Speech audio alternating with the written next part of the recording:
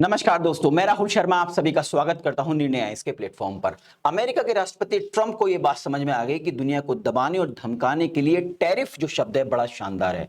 अब ट्रंप ही नहीं, अमेरिका की जितनी भी पॉलिटिकल पार्टी हैं या अमेरिका के अलग अलग राजनीतिक पद पर जो लोग बैठे हैं वही इस टैरिफ शब्द का इस्तेमाल करके दुनिया को डराने और धमकाने की कोशिश कर रहे हैं। अमेरिकन सीनेटर है जिसका नाम है रिचर्ड ब्लूमेंथल। उस रिचर्ड ब्लूमेंथल ने कहा है कि भारत और चीन पर 500% के आसपास टैरिफ लगाने का समय आ चुका है।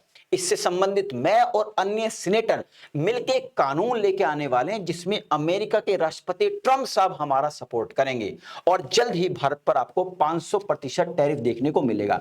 मैं आपको बता दूं दोस्तों, जिस तरीके से भारत की संसद के दो हाउस हैं, अपर हाउस लोअर हाउस, इसी प्रकार से अमेरिका की संसद का जो अपर हाउस है उसको सीनेट कहते हैं और वहां के सदस्य को सीनेटर कहते हैं।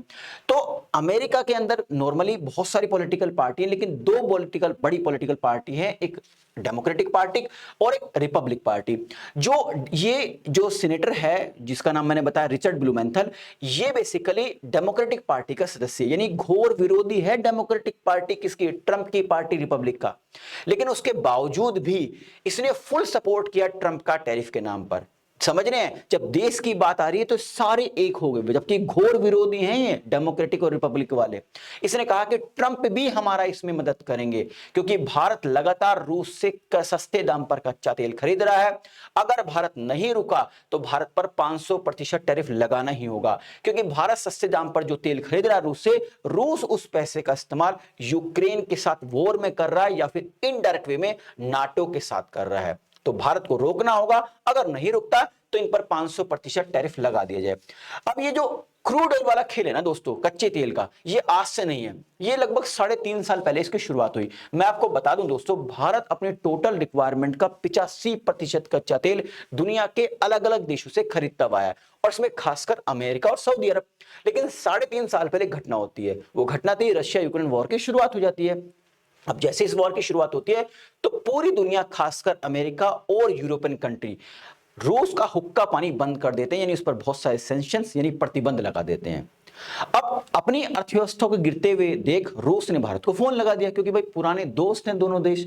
रूस ने कहा देखिए भाई, हमारी अर्थव्यवस्था गिर रही है, पूरे यूरोप ने और अमेरिका ने हम पर सैंक्शंस लगा दिए हैं, कोई भी हमसे कुछ प्रोडक्ट नहीं खरीद रहा है, हम आपको कच्चा तेल देने के लिए तैयार हैं और प्रति बैरल $20 का डिस्काउंट देंगे, यानी एक बैरल पर $20 का डिस्काउंट मिलेगा। बस फिर क्या था, भारत के पीछे हटने वाला था। भारत ने जाकर रूस से हाथ मिला लिया और लगातार सस्ते दाम पर कच्चे तेल खरीदने की शुरुआत कर दी। मैं आपको मई 2023 का एक आंकड़ा बताता हूं। भारत अपनी टोटल रिक्वायरमेंट का 42% कच्चा तेल रूस से खरीदने लगा। मतलब अमेरिका और सऊदी अरब से जो खरीदारी थी हमारी वो कम होने लगी। अमेरिका के पेट में दर्द होना शुरू हो गया। देखिए, मई 2023 में ही हम प्रतिदिन लगभग 20 लाख बैरल यानी 1.96 मिलियन बैरल पर डे रूस से सस्ते दाम पर कच्चा तेल खरीद रहे थे। यानी वो पैसा कहां जा रहा था, रूस के पास जा रहा था, और रूस फिर डेफिनेटली भाई वॉर में क्या चाहिए, हथियार बनाना था, और अपने नए नए हथियारों का इन्वेस्टिगेशन मतलब इनोवेशन कर रहा था, और फिर उनका इस्तेमाल कहां कर रहा था, यूक्रेन के खिलाफ कर रहा था, या मैं कहूं कि नाटो के खिलाफ कर रहा था। इसी बात से पूरा का पूरा अमेरिका लंबे समय से परेशान था। अब आपको पता है कि पहलगांव की घटना होती है 22 अप्रैल को, और 22 अप्रैल की घटना के बाद भारतीय सेना ने 6 मई की लेट नाइट और 7 मई की अर्ली मॉर्निंग को ऑपरेशन सिंदूर लॉन्च कर दिया। और इस ऑपरेशन सिंदूर के बाद पाकिस्तान ने रिवर्ट किया और दोनों देशों के अंदर एक तरीके से जंग की शुरुआत होगी। भारत इसको जंग का नाम नहीं देता। हमने कहा कि हम आतंकवादियों के खिलाफ हमला किया, हमने ऑपरेशन सिंदूर लॉन्च किया, लेकिन पाकिस्तान ने इसको जंग मान लिया और दोनों जो सेना है, एयरफोर्स है, वो आमने सामने आ गई। भारतीय सेना ने भी रिवर्ट किया, बाकायदा पूरे वेस्टर्न फ्रंट को पाकिस्तान ने हमारे घेर लिया। लेकिन एकाएक एक दिन क्या हुआ कि अमेरिका के राष्ट्रपति ट्रंप ने एक ट्वीट किया, यानी एक्स पर एक पोस्ट डाली, आजकल ट्विटर को एक्स कहते हैं, एक्स पर एक पोस्ट डाली जिसमें उन्होंने कहा कि मैंने सीज फायर करा दिए दोनों देशों के बीच में, और सीज फायर हो भी गई दोस्तों।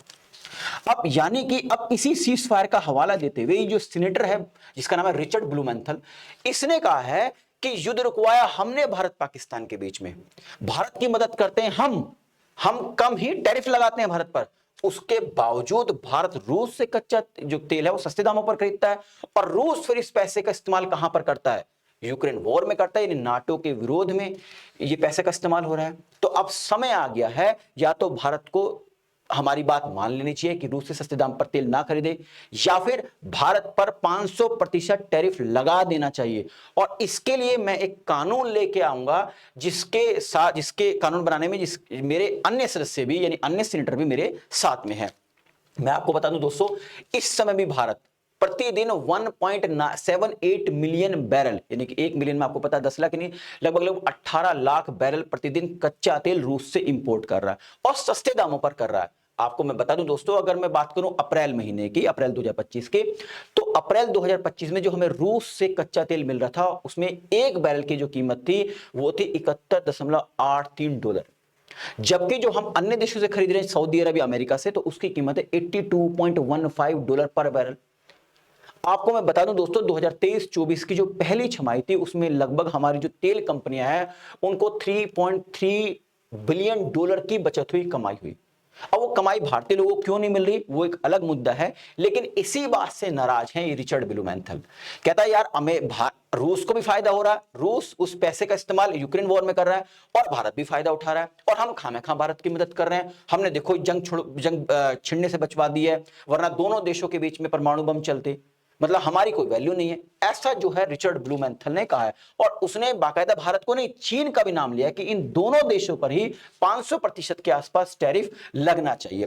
इस रिचर्ड ब्लूमेंथल ने कहा है कि देखिए मैं अकेला नहीं हूं, मेरे साथ और भी अन्य सीनेटर हैं, जैसे इसने ग्राहम का नाम लिया, ठीक है, लिंडसे ग्राहम है, और अन्य सीनेटर हैं जो चाहते हैं कि भारत पर 500% टैरिफ लगे, इन पर आर्थिक दंड लगाया जाए, ठीक है, इनको कमजोर किया जाए, इनकी इकोनॉमी को तोड़ा जाए, यानी चीन और भारत की इकोनॉमी को बाय हुक एंड क्रोक किसी भी तरीके से तोड़ा जाए। इसमें अमेरिका के राष्ट्रपति का हम फुल सपोर्ट करते हैं और वो भी हमारे साथ है। मतलब आप समझ रहे हैं, डेमोक्रेटिक पार्टी और रिपब्लिक पार्टी जो घोर विरोधी हैं एक दूसरे की, वो आपस में एक साथ आ गई हैं जब उनके देश पर आ जा रही है।